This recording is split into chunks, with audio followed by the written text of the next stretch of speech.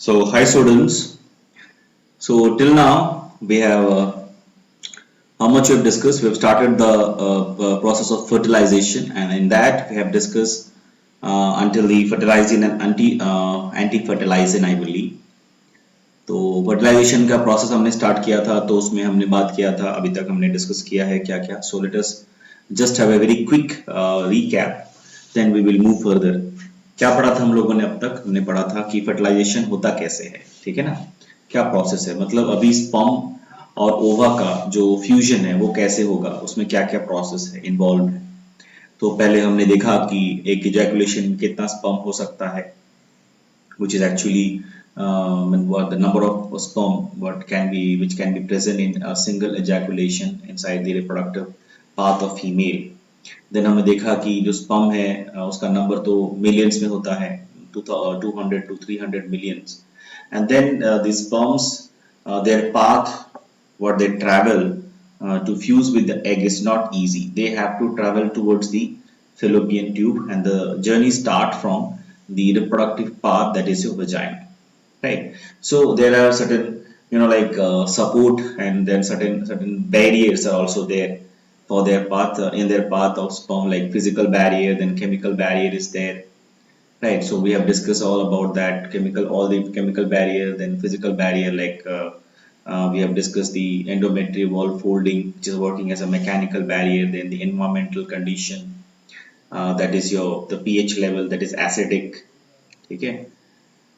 Then also we have discussed the sperm, inside the sperm, that is the semen, not inside the sperm, inside the semen there are some chemicals which are present, like example prostaglandin, which help to make the proper, like muscle movement or contraction in the endometrial wall. As a result, it is helping the sperm to move forward, right?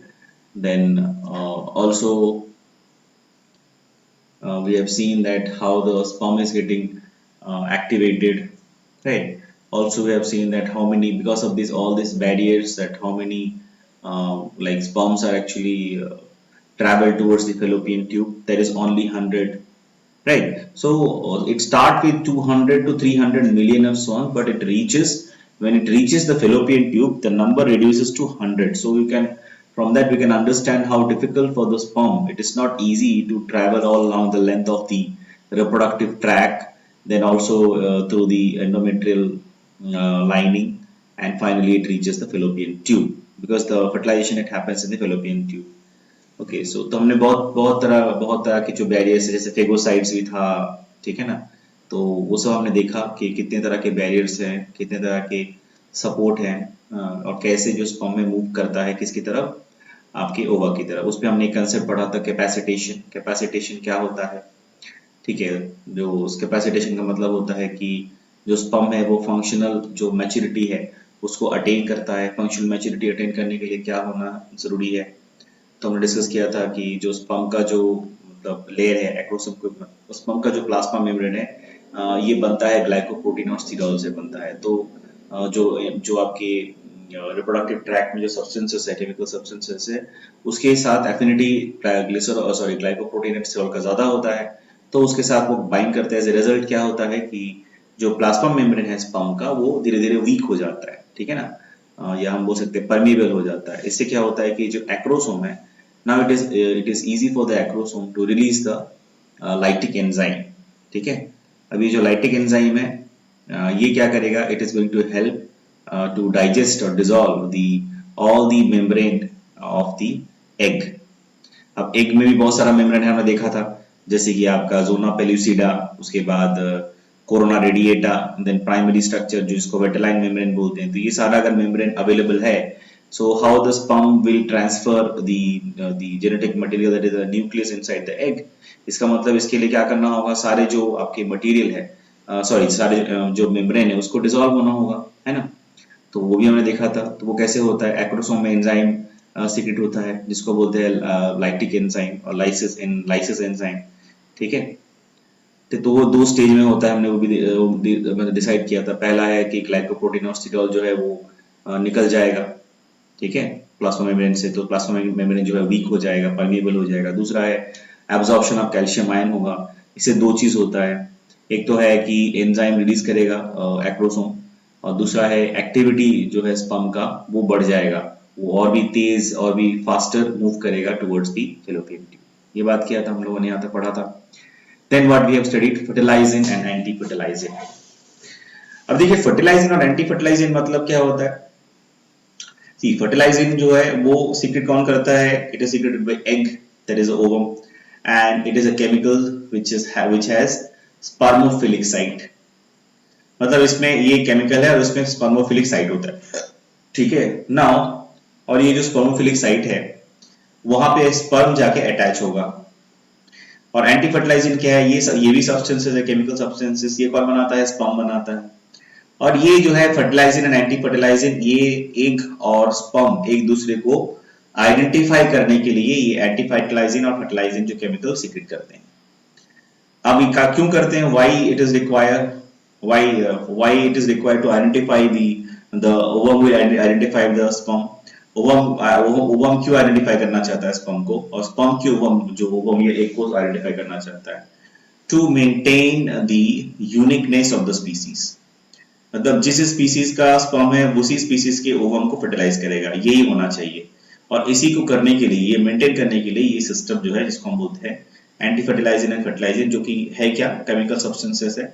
जो fertilising है वो ओवा बनाता है और anti fertilisation वो sperm बनाता है, दोनों एक दूसरे को आइडेंटिफाई करने के लिए, ताकि कोई भी मतलब मिस्टेक ना हो जाए, ताकि अपना जो स्पीसीज का जो यूनिकनेस है वो मेंटेन रहे, ठीक है। तो इसके बाद क्या होगा, फर्टिलाइजर एंटी फर्टिलाइजर हमने यहाँ तक बात किया था, डिस्कस किया था, so I have discuss with you. Now onwards we discuss the further process and further step which are involved in the process of fertilization in detail, ठीक है। तो अभी हम इसके बाद हम आगे बढ़ेंगे। so that was a brief recap। now next is release of sperm lysis, ठीक है। अब इसके बाद क्या होगा, जब एक ओवा एक स्पर्म को जब पहचान लेगा या फिर आइडेंटिफाई हो जाएगा, after the identification step what is the next step, the next step is the release of sperm lysis। now these are lytic enzyme, ठीक है, and basically there are enzymes which are present in this secretion। अब ये जो lytic enzyme है और ये जो sperm lysis है जो हमने अभी देखा कि इसके बाद रिलीज होगा स्पर्म से, इसमें कितने तरह के एंजाइम रहते हैं। Basically there are there are some 3 types of enzymes आते हैं, इसके अंदर रहता है। किसके अंदर, आपका स्पर्म लाइसिस के अंदर जो कि रिलीज होगा। क्या क्या है, फर्स्ट है कोरोना पेनिट्रेटिंग एंजाइम। पहला एंजाइम क्या रहता है, कोरोना पेनिट्रेटिंग एंजाइम और डाइजेस्टिव एंजाइम, जो कि कोरोना रेडिएटा जो लेयर है एक का, उसको डाइजेस्ट कर देगा या फिर उसको हटा देगा, डिसॉल्व कर देगा। नेक्स्ट क्या है, हाइल्यूरोनिडेस। क्या रहता है, हाइल्यूरोनिडेस, ये भी एक एंजाइम है। आगे हम देखेंगे इसका काम क्या है। देन एक्रोसिन, क्या है, it dissolve the zona pellucida. तो एक्चुअल में क्या है ना, ये जो आपका स्पर्म लाइसिस है इसके अंदर जो भी आपके एंजाइम्स है, 3 तरह के अलग अलग एंजाइम है, 3 काम करता है। मतलब 3 जो अलग लेयर है आपके ओवा या एग का, वो सारे 3 लेयर को ये डिसॉल्व कर देता है, या तो हम कह सकते हैं इसे वो डिस्ट्रॉय कर देता है, ताकि स्पर्म एक के अंदर अपना जो न्यूक्लियस है उसे ट्रांसफर कर पाए। तभी तो फर्टिलाइजेशन होगा, क्योंकि 2 न्यूक्लियस जब फ्यूजन होगा तभी तो जाइगोट बनेगा, है ना। Now this are together known as lysis enzyme. अब ये सारा जो है आपका एंजाइम, ये जो केमिकल सब्सटेंसेस, ये सब एक साथ हम इसे क्या कहते हैं, लाइसिस एंजाइम कहते हैं, ठीक है। Now what happened, the corona actually penetrating enzyme digest. पहला क्या है, कोरोना पेनिट्रेटिंग एंजाइम, मतलब कोरोना रेडिएटिंग जो लेयर है उसकी बात कर रहे हैं।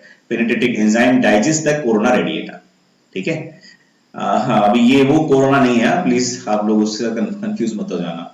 दिस इज कोरोना रेडिएटा जो आपने पढ़ा था, जो एक्स आउटरमोस्ट लेयर होता है आपका इसका एग का, फीमेल जो गैमेटोसाइट, सॉरी ये फीमेल गैमेट जो होता है उसकी बात कर रहे हैं।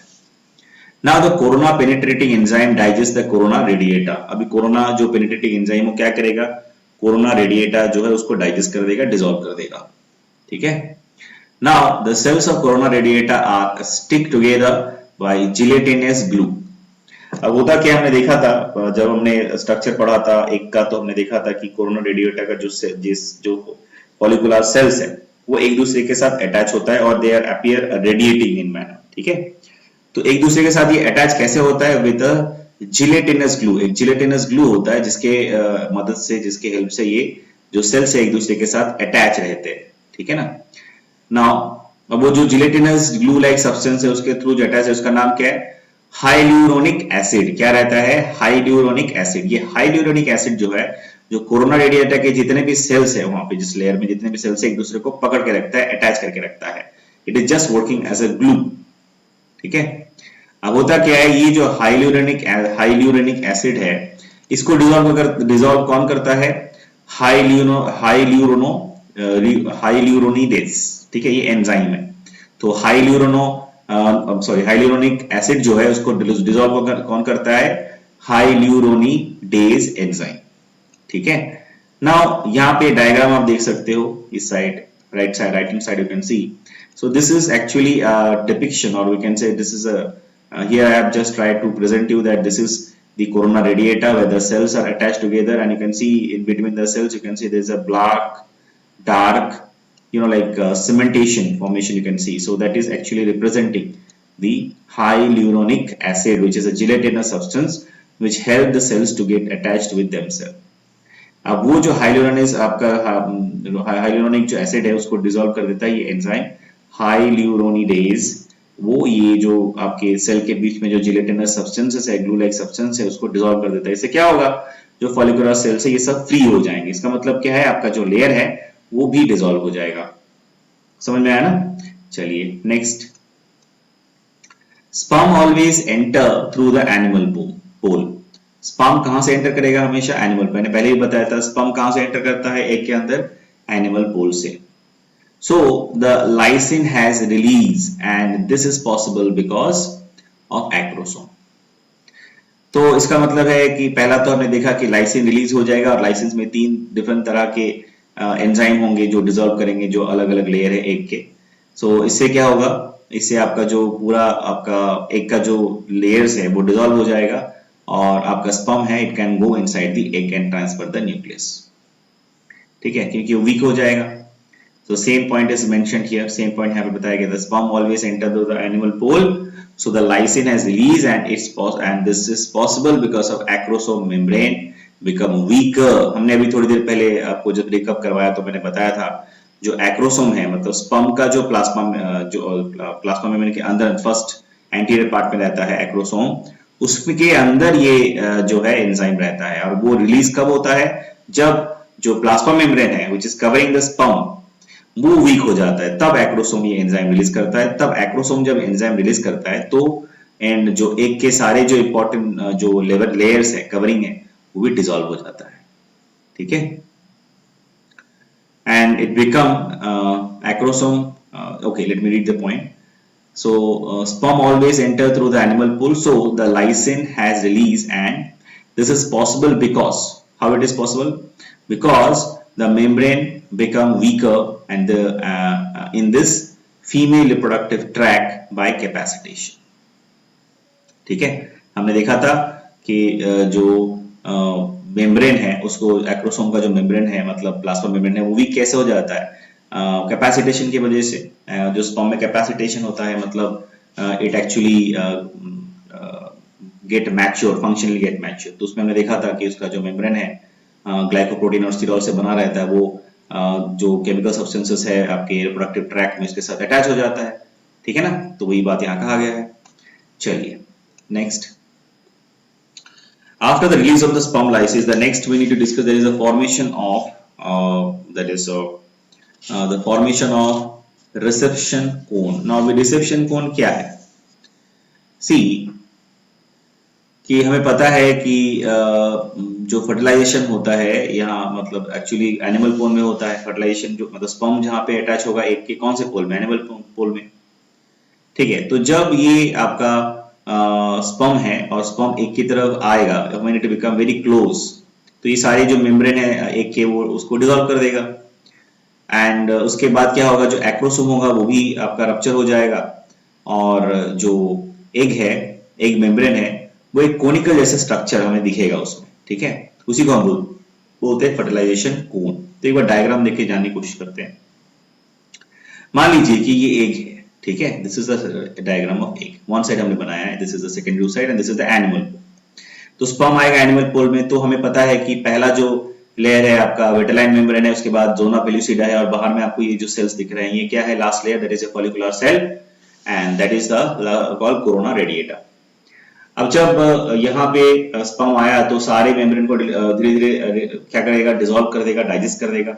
इससे अगर आप ध्यान से देखोगे तो यहाँ पे एक कोन जैसा स्ट्रक्चर बन रहा है, कोन जैसा, ठीक है, एक कोन जैसा स्ट्रक्चर बन रहा है, इसीलिए इसको बोलते हैं फर्टिलाइजेशन कोन, ठीक है, क्योंकि यहाँ पे स्पर्म आया और ये सारे जो आपके जितने भी लेयर्स हैं सेल्स की उसको डिसॉल्व कर दिया, डाइजेस्ट कर दिया। इससे क्या हुआ कि आपका एक कोन लाइक स्ट्रक्चर बनता है, अब ध्यान से अगर देखोगे तो it's forming a cone like structure and that is called the fertilisation cone. I hope it is clear. So let us continue with the points.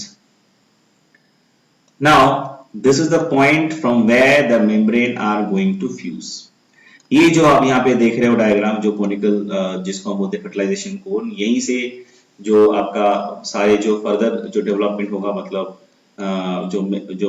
जो मेम्ब्रेन है एक दूसरे के साथ जो फ्यूज होंगे, मतलब स्पर्म के मेम्ब्रेन के साथ जो एग का मेम्ब्रेन फ्यूज होगा, वो इसी पॉइंट से स्टार्ट होगा, from this point, that is your fertilisation cone. Okay, now next is the secondary oocyte has to change or convert into egg. It has to still undergo one division. मतलब हमने पहले पढ़ा था कि जब आपका फीमेल जो हमने oogenesis पढ़ा था, तो उसमें हमने देखा था कि जो आपके सेकेंडरी oocyte है वो फर्दर जो सेकेंड मियोसिस तभी होगा जब स्पर्म आपका अटैच होगा आके तब, या स्पर्म एंटर करेगा तब, है ना। तो जब ये स्पर्म अटैच होगा एक के साथ तो क्या होगा, नेक्स्ट जो इंपॉर्टेंट स्टेज है जो मियोसिस 2 है वो स्टार्ट हो जाएगा एंड एज ए रिजल्ट हमें क्या मिलेगा, एक डॉटर सेल और एक पोलर बॉडी मिलेगा, ठीक है ना। वो ऐसा क्यों होता है, because of unequal distribution of cytoplasm, ठीक है। So let us continue and see. Now this division, that is the meiosis 2, the division actually triggers when the sperm touches the membrane of the egg. ठीक है, मतलब ये जो meiosis 2 है, मतलब secondary oocyte से एग बनने का जो लास्ट स्टेप है वो तभी स्टार्ट होगा जब स्पर्म आके क्या करेगा, टच करेगा किसको, आपके एग के मेम्ब्रेन को। जब ये एग के मेम्ब्रेन को टच करेगा, इमीडिएटली आपका जो मियोसिस 2 है वो प्रोसेस जो है स्टार्ट हो जाएगा, ठीक है ना। So that is the condition. अब होता क्या है, यहाँ पे आप देखिए डायग्राम के साथ भी समझेंगे। So in case of that, that is the start of meiosis 2। So meiosis 2 में क्या होगा, हमें पता है कि मियोसिस 2 में क्या होना है कि जब स्पर्म आके एग के साथ अटैच हो गया, अब जो है अभी जो चेंजेस है आपके एग में वो जो है वो हमें दिखेगा। That means the metaphase factors which were active by keeping the cell in metaphase stage are deactivated and anaphase promoting factors are activated. अभी मेटाफेज में था तो उसके बाद अभी नेक्स्ट फेज जो है मियोसिस 2 जब होगा तो जो एनाफेज है उसके लिए जो स्पर्म जब एक कोट अटैच हो जाता है आके अब उसके मेम्ब्रेन में, तो ये वाला जो एनाफेज जो है वो जो फैक्टर है वो एक्टिवेट हो जाता है, ठीक है ना। एनाफेज प्रोमोटिंग फैक्टर एक्टिवेट हो जाता है। तो आप डायग्राम में देख सकते हैं कि after it digest all the membrane, the sperm digest all the membrane of the sperm and the membrane of the egg, it is getting fused, ठीक है।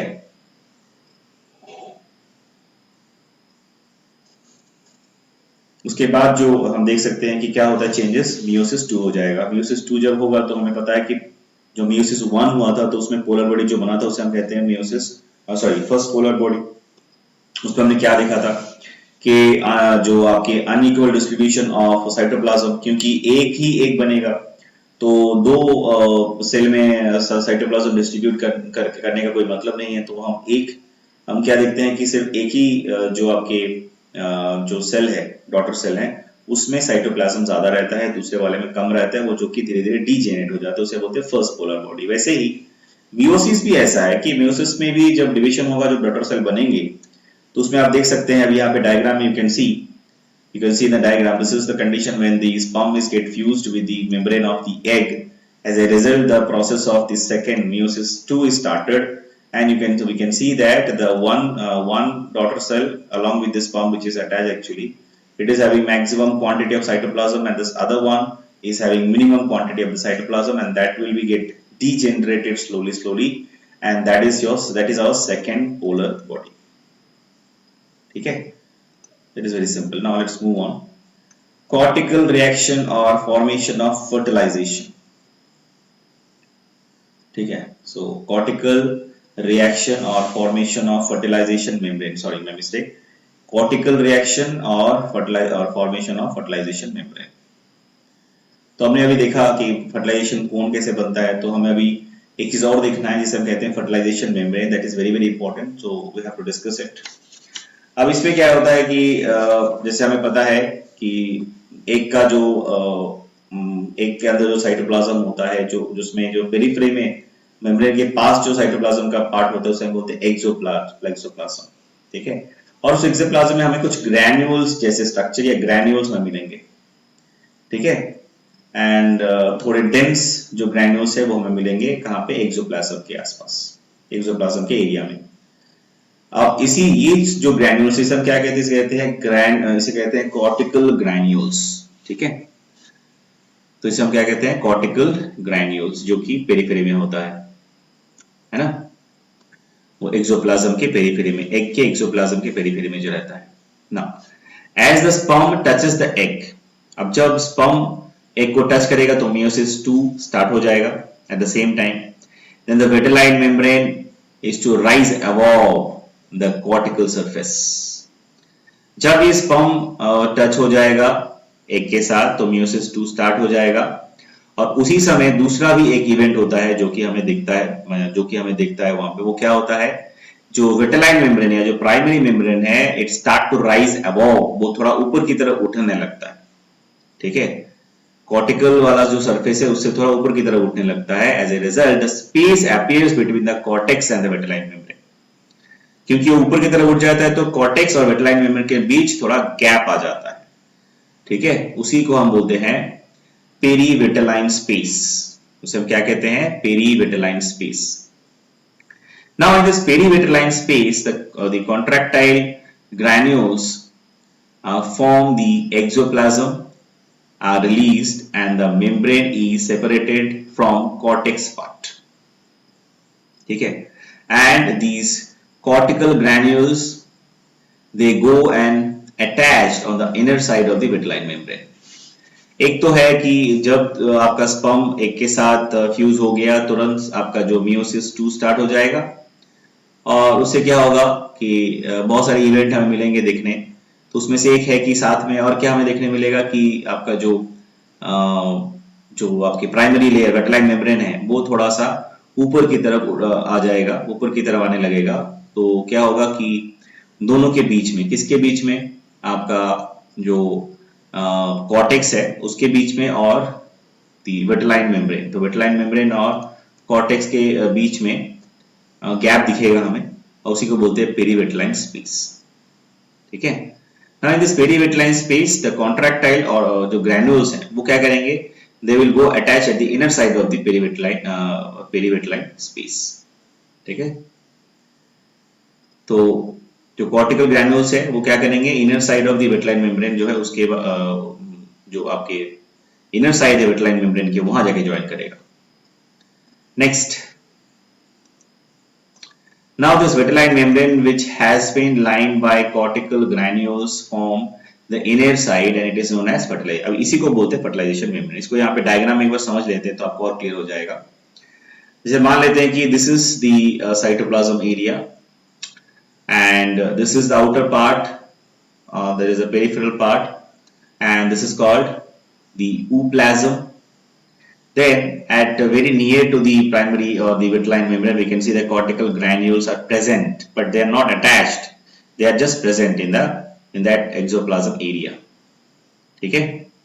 Now we can see that the moment the egg is actually get touches or get fused, or the sperm touches the egg, उसी समय क्या होगा, division start, meiosis 2 तो start हो ही जाएगा, साथ में आप क्या होगा, आप यहाँ पे देख सकते हैं कि ये जो मेम्ब्रेन है आपका, विटेलाइन मेम्ब्रेन है, ये थोड़ा ऊपर की तरफ उठ गया है, तो आपका ये जो एक्सोप्लाज्म है उसके बीच में और मेम्ब्रेन के बीच में थोड़ा सा गैप आ गया। If you can see it, if you can see it here, there is a gap.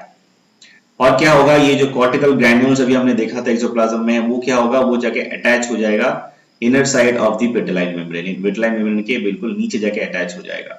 इसी को हम कहते हैं फर्टिलाइजेशन मेम्ब्रेन। क्या कहते हैं हम इसे? Fertilisation membrane. ठीक है।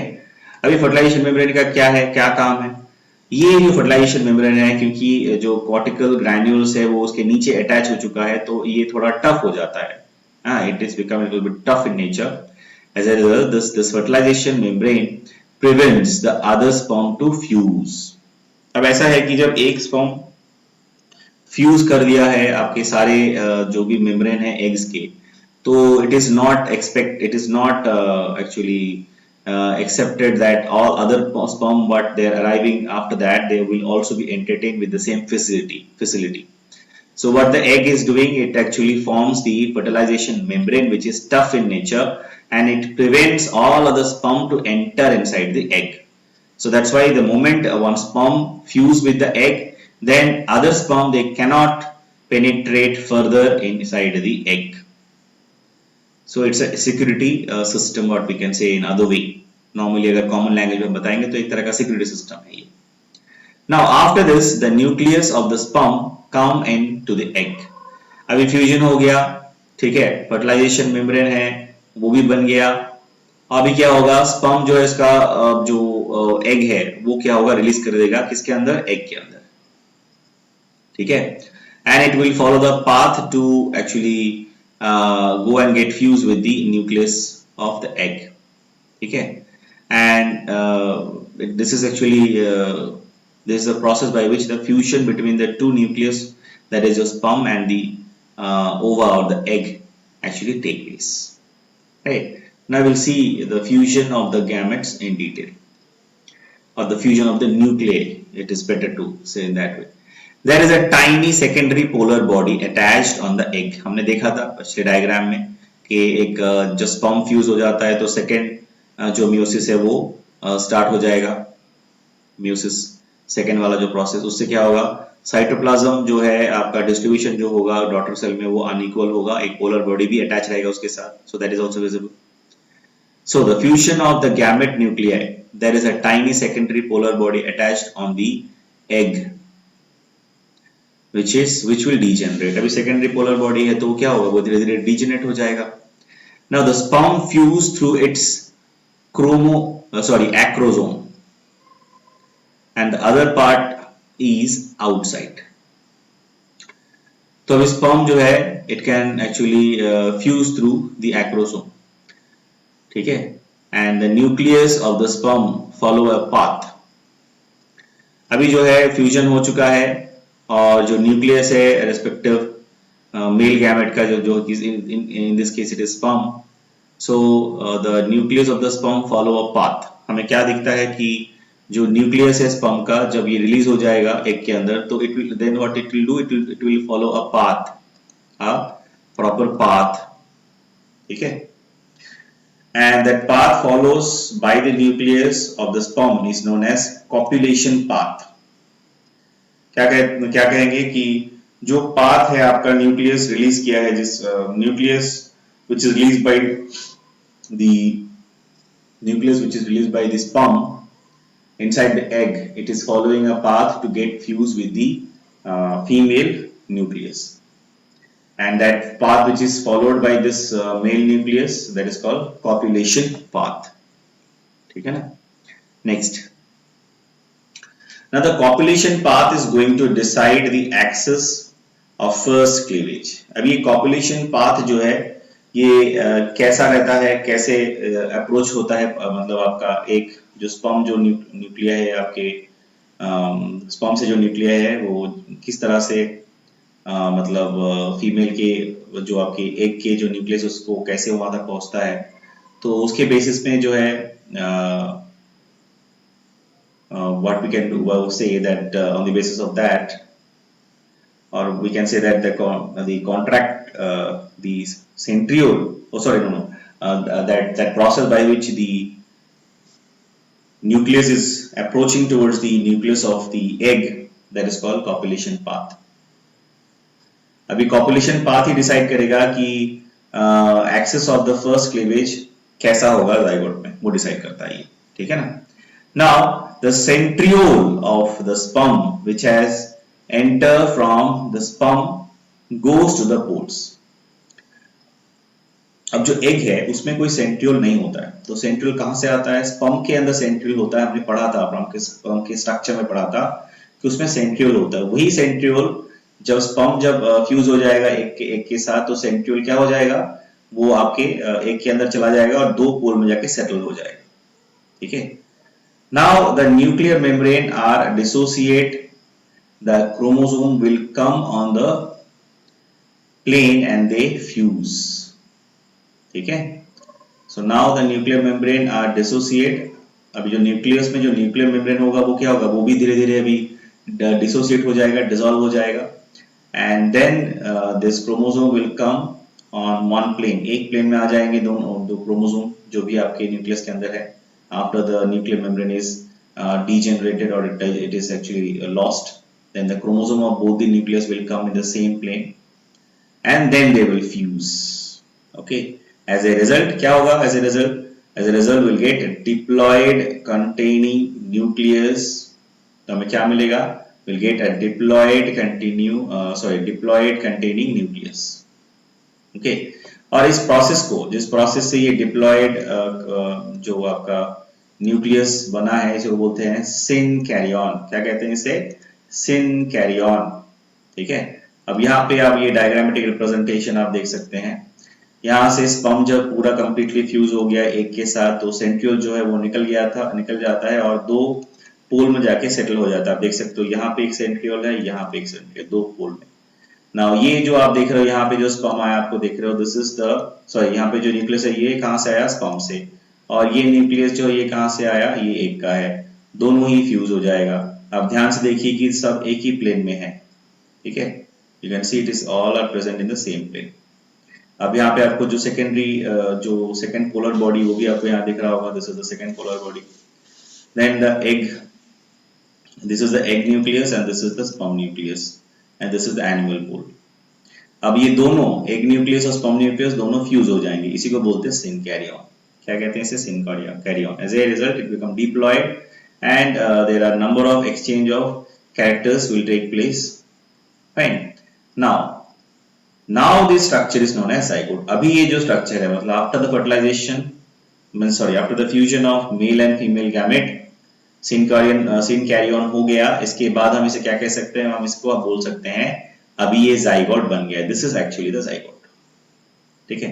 Now this stage is known as zygotic stage, और this is the zygote when the sperm nucleus and the nucleus of the egg both combine or fuse together and form the diploid nucleus, and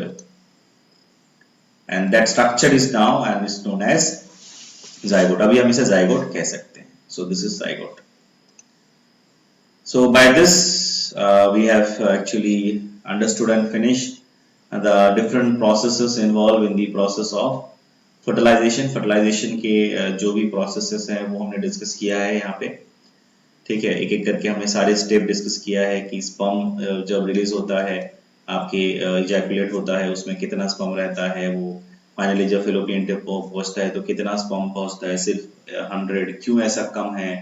क्योंकि वहाँ पे barriers भी है, कुछ supporting elements भी हैं, कुछ फिजिकल बैरियर्स है, कुछ केमिकल बैरियर्स है. तो फाइनली सिर्फ 100 ही पहुंच पाते हैं फेलोपियन ट्यूब तक. उसके बाद जाके फेलोपियन ट्यूब में पहुंचने के बाद जब एक के साथ फर्टिलाइज हो जाता है तो बहुत सारे चेंजेस होते हैं. हमने जैसे पढ़ा है कैपेसिटेशन, जो फंक्शनल मैच्योरिटी है स्पर्म का वो होगा. और जब फ्यूज हो जाएगा एक के साथ तो उस समय आपका मियोसिस जो सेकंड है वो ट्रिगर हो जाएगा, और मियोसिस सेकंड के बाद क्या होगा? सेकंड पोलर बॉडी बनेगा और हमारा जो एग है वो प्रॉपर्ली डेवलप होगा, है ना. प्रॉपर्ली डेवलप होगा, ये हमने देखा, ठीक है. एंड जब दोनों के मतलब आपके जब ये फर्टिलाइजेशन होता है, मतलब म्यूसिस 2 जब चल रहा है, उसी समय क्या होता है, फर्टिलाइजेशन मेम्ब्रेन भी बनता है। फर्टिलाइजेशन कोन क्या है, फर्टिलाइजेशन मेम्ब्रेन क्या है, हमने वो सब देखा। ठीक है, fertilisation membrane, fertilisation cone, then finally after the dissolve after the lysis enzyme which is secreted by the acrosome of the sperm, it releases, it is having three different types of substances, अभी हमने देखा। ठीक है, तो ये जो सारे अलग अलग जो केमिकल सब्सटेंसेस है, it will help to dissolve the और digest the other different sorry other like all the layers of the egg के जो सारे लेयर उसको डाइजेस्ट करने में हेल्प करेगा। ठीक है ना, and then finally the nucleus which is present in the sperm and the nucleus present inside the egg, they will both get fuse, and that process is called syncaryon, and the centriole will also come and settle in opposite poles, and all the the chromosome will come in the same plane, and finally it will become diploid। ठीक है, and now उसे हम कह सकते हैं after the fusion of both the genetic material of the nucleus of sperm and ova, we can say this is a zygote now. ठीक है, तो हम इसके बाद आगे भी है, जाइगोट बनेगा, उसके बाद टू सेल स्टेज होता है, फिर 4, फिर 8, 4 फिर 8, फिर 16, फिर 32, फिर 64। ये जो सारे स्टेजेस हैं उसके बारे में पढ़ेंगे कि मोरूला कैसे बनता है, फॉर्मेशन ऑफ मोरूला कैसे होता है। पहले ब्लास्टो जो आपके ब्लास्टोमियस ये बनेंगे, तो हम देखेंगे अभी इसके बाद हम डिस्कस करेंगे, most probably in the next lecture will discuss how the morula is forming, how the implantation is happening. ठीक है, इम्प्लांटेशन कैसे होता है, जो मोरूला है वो कैसे बनता है। ठीक है ना, आफ्टर द फर्टिलाइजेशन, जो फर्टिलाइजेशन हो गया तो इसे हम कह सकते हैं कि fusion of male and female gamete हो गया, अब इसे हम कह सकते हैं zygote. Now will talk about the significance of fertilization. Fertilization का क्या सिग्निफिकेंस है? ठीक है, is it result in the fusion of two gametes, and this result into genetic variation, and because of these are coming from different individuals। तो fertilisation का फायदा क्या है? सबसे जरूरी और पहला बहुत ही इंपॉर्टेंट जो फायदा है, जेनेटिक वेरिएशन। ठीक है, सो फर्टिलाइजेशन होगा तो दो अलग अलग न्यूक्लियस, दो अलग अलग जो जेनेटिक मटेरियल है वो फ्यूज हो जाएंगे और एक्सचेंज होगा, जेनेटिकल जो कैरेक्टरिस्टिक जो है वो चेंज होगा। इससे जो होगा फर्दर इंप्रूवमेंट होने के चांसेस हमेशा बढ़ जाते हैं। So that is one of the significance. Now when the sperm comes in contact with the egg, meiosis second starts, that is right. तो जब स्पर्म आके एग के साथ कांटेक्ट करेगा, टच करेगा, तभी meiosis सेकंड मतलब सेकेंडरी oocyte से ओवा का जो लास्ट स्टेप है वो स्टार्ट हो जाएगा। ठीक है, now during the meiosis the complete cytoplasmic content is retained by, during the meiosis the complete cytoplasmic content is retained by the egg। ठीक है, सो अभी क्या बने, हमने वही सेम चीज है कि अनइक्वल डिस्ट्रीब्यूशन होगा साइटोप्लाज्म का किसी एक क्यों क्यों ऐसा होता है, क्योंकि जो डॉटर सेल है तो एक तो आपका बहुत साइज में एक ही एक बनेगा तो उसका साइज सही रहेगा, दूसरा जो है वो बनेगा पोलर बॉडी। क्यों? क्योंकि वो धीरे धीरे डीजेनरेट हो जाएगा। ठीक है ना, so during meiosis the complete cytoplasm content is retained by the egg। ठीक है, now species specific diploid number of chromosome is attached। species specific diploid number of chromosome is attained। ठीक है, तो क्या कह रहा है कि species specific diploid number of chromosome is attained। तो ये species specific हो गया, तो specific species का जो characteristic feature उसका uniqueness है वो भी maintain होता है। Next, the metabolic activities increases due to more mitochondria। Metabolic activities जो है वो भी बढ़ जाएगा, इंक्रीज हो जाएगा। क्यों? Because of the increase to mitochondria, number of mitochondria. Number of mitochondria ज्यादा होगा तो मेटाबॉलिक एक्टिविटी भी ज्यादा होगा। Next, oxygen uptake also increase. Okay, so oxygen uptake जो है वो भी बढ़ जाएगा during the time of fertilization, that is significance. Now egg is contractile, the egg is not having the centriole and it is coming from the sperm।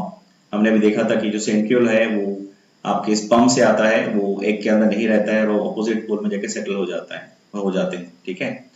And which is responsible for like initiation or initiate the fertilization, and because of that the fertilization will start.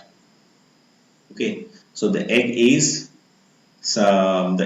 centriole, and it coming from the actually sperm, it is coming from the sperm, and which is responsible for initiate first zygotic division.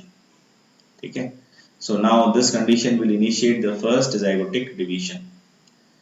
Right, now the fertilization membrane prevents polyspermy.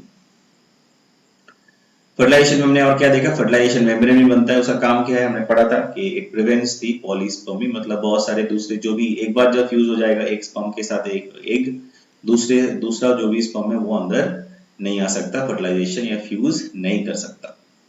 Now fertilization takes place in ampulla of fallopian tube and fertilization takes place from 14th to 16th day, ठीक है। Fertilization takes place in ampulla region, and that is ampulla of the fallopian tube, and fertilization takes place from 14 to 16 day, ये बहुत important है। तो जो fallopian tube में है ये आपका फर्टिलाइजेशन वो होता है, और वो कब होता है, फ्रॉम 14 to 16 डे फर्टिलाइजेशन इस समय के अंदर होता है। 14 to 15 डे किसकी, 16 डे किसकी बात कर रहे हैं हम, मेंस्ट्रुएशन साइकिल की बात कर रहे हैं। So next we'll talk about, after that in the next video lecture we'll talk about the formation of morula, कैसे morula बनता है, क्या प्रोसेस है। उसके बाद हम बात करेंगे how the implantation is taking place, implantation कैसे होता है। फिर उसके बाद हम बात करेंगे बहुत भी और भी डिफरेंट तरह के जो भी embryonic membrane है उसके बारे में बात करेंगे। So we'll study in detail about all other different types of topic. So till then take care, good night, stay at home, stay safe, thank you.